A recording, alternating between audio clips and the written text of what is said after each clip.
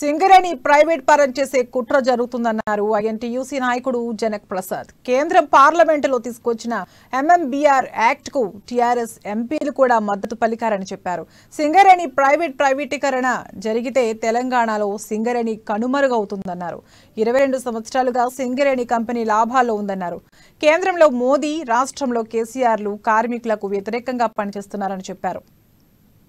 రాష్ట్రంలో 6 జిల్లాల్లో వ్యాపించి ఉన్న సింగరేణి బొగ్గు గనులకి సెక్రటరీ జనరల్ ని నా పక్కన ఉన్న వాళ్ళు తెలంగాణ ఐఎన్టీసీలో సంజీవ్ రెడ్డి గారి నాయకత్వంలో పనిచేసేటువంటి స్టేట్ ఐఎన్టీసీ ఆఫీస్ బేరర్స్ పేర్లు మనం మీకు ఇస్తాం. ప్రధానంగా ఇప్పుడు ఈ ప్రెస్ మీట్ పెట్టడంలో ఉద్దేశం ఏంటంటే తెలంగాణ రాష్ట్ర ప్రభుత్వం కేసీఆర్ గారు ఈ రాష్ట్రంలో ప్రభుత్వం ఏర్పాటు కాకముందు సింగరేణి కాలరీస్ అనేది 130 సంవత్సరాల గవర్నమెంట్ కంపెనీ ప్రైవేట్ పరం కానీయను అన్నాడు. 2011లో 1,00,000 మంది కార్మికులు తెలంగాణ రాష్ట్ర ఏర్పాటు కోసం 35 రోజులు సకల జన సమ్మె చేశారు. దాని ఫలితంగా మా నాయకురాలు సోనియా గాంధీ గారు 2014లో తెలంగాణ రాష్ట్ర ఏర్పాటు చేయడం జరిగింది. అది అయిపోయిన తర్వాత తెలంగాణ ప్రజలకి కార్మిక